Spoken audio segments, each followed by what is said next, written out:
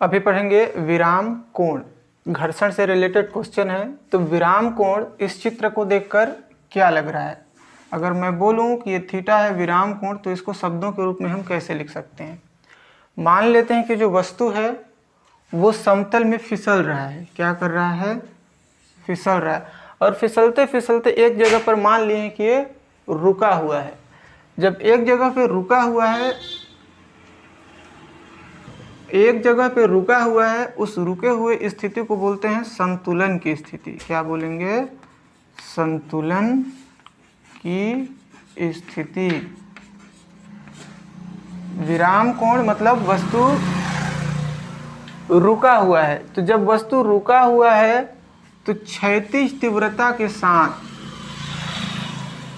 जब वस्तु रुका हुआ है तो क्षैतिज तीव्रता के साथ जितने डिग्री का कोण बनाएगा ना, उसको बोलते हैं विराम कोण।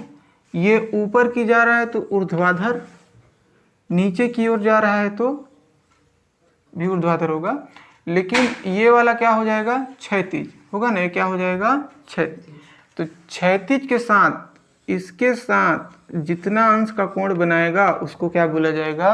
विराम कोण। तो डेफिनेशन क्या हो जाएगा? संतुलन की स्थिति में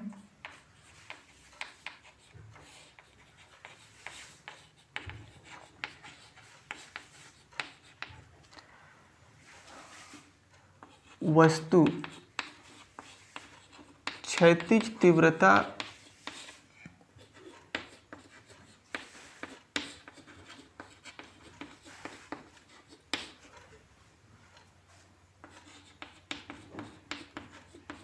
जितना कोण बनाता है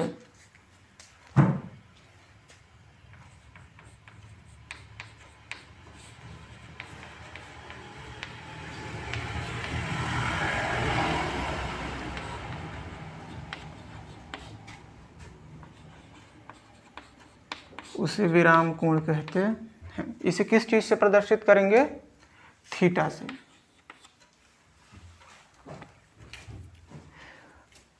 मान लेते हैं इस वस्तु का द्रव्यमान m है और पृथ्वी में है तो गुरुत्वाकर्षण कितना होगा? g। तो यहाँ ये वस्तु कितने प्रकार के बल का अनुभव करेगा? 3 प्रकार के बल का अनुभव करेगा। माना कि वस्तु का द्रव्यमान m है,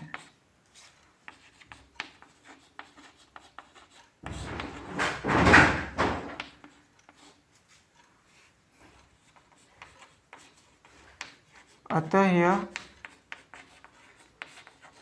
3 प्रकार के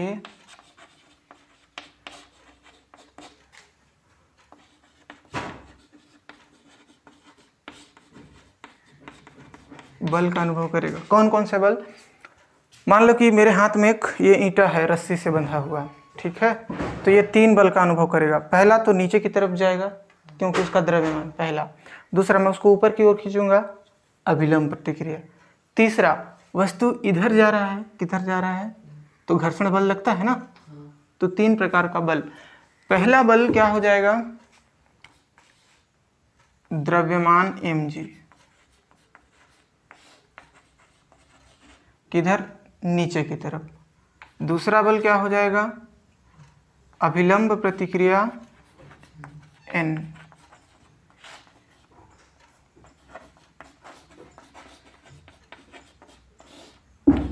किधर? ऊपर की तरफ। और तीसरा घर्षण बल।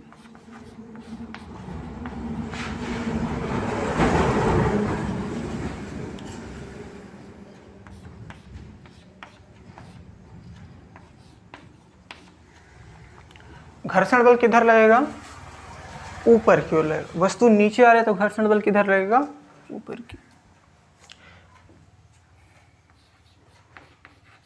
द्रव्यमान mg वस्तु को 2 घटक में डिवाइड कर देगा।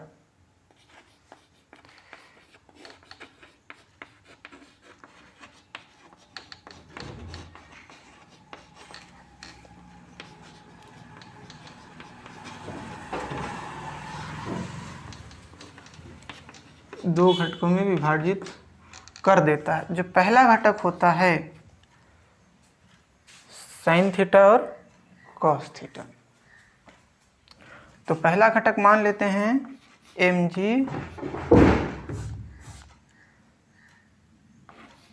fs बराबर mg साइन थीटा। ये किस दिशा में लगेगा? नीचे की ओर लगेगा। किधर लगेगा? या क्षैतिज मान लेते हैं। दूसरा जो घटक है वो क्या है? n बराबर mg cos थीटा। ये कैसा लग?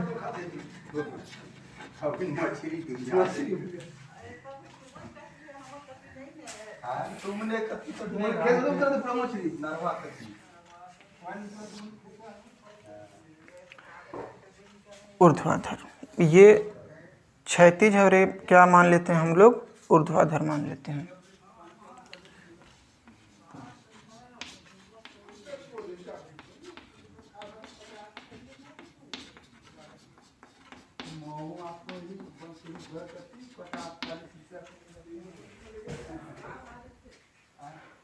समीकरण 1 में 2 का भाग कर देते हैं, तो इसको लिखा जाएगा ऊपर, इसको लिखा जाएगा नीचे।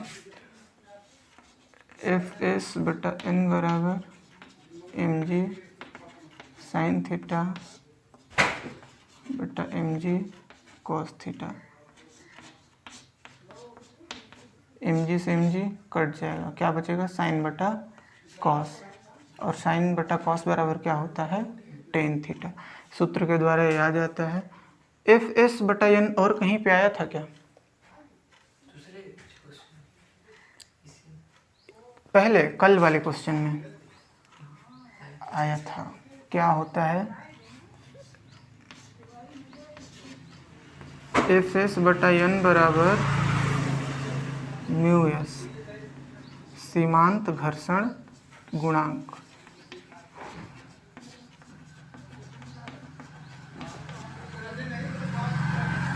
तो इस वैल्यू को कहाँ पे रखा जाएगा?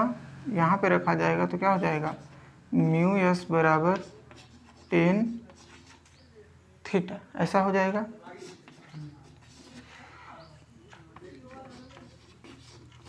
यही विराम। अच्छा, इससे हम लोग क्या पता कर सकते हैं? सीमांत घर्षण गुणांक विराम कोण के स्पर्शज्या के बराबर होता है। सीमांत घर्षण गुणांक, इस थीटा को क्या मानते हैं हम लोग? विराम कोण। विराम कोण के, और टेन को क्या बोलते हैं? स्पर्शज्या। स्पर्शज्या के बराबर होता है।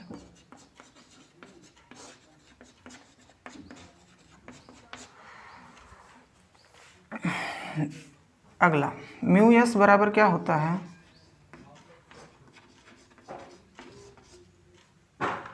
घर्षण कोण। कल पढ़े थे घर्षण कोण। तो घर्षण कोण टेन लेमडा हो जाता है, विराम कोण टेन थीटा हो जाता है। यहाँ भी म्यू एस आता है, यहाँ भी म्यू एस आता है। तो ये एक जैसे हैं, तो इसको इसके जगह पे हम लोग लिख सकते हैं। तो टेन थीटा बराबर क्या हो जाएगा? टेन लेमडा, टेन से टेन कट जाएगा, थीटा बराबर क्या हो जाएगा? लेमडा। अतः घर्षण कोण और विराम कोण एक बराबर होते हैं। घर्षण कोण व विराम कोण बराबर होते हैं।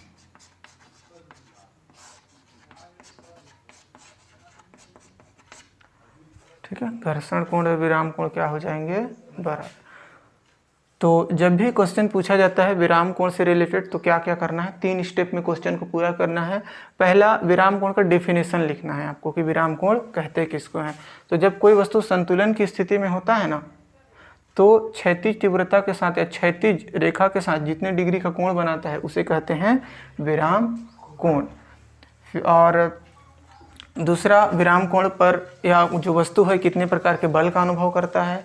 बल के बाद जो घटक होते हैं उनको फिर भाग करके आपको क्या ले आना है, टेन थीटा ले आना है, में इसका वैल्यू रख देना है और यहाँ पे लास्ट में क्या सिद्ध कर देना है कि घर्षण कोण और विराम कोण आपस में बराबर होते हैं।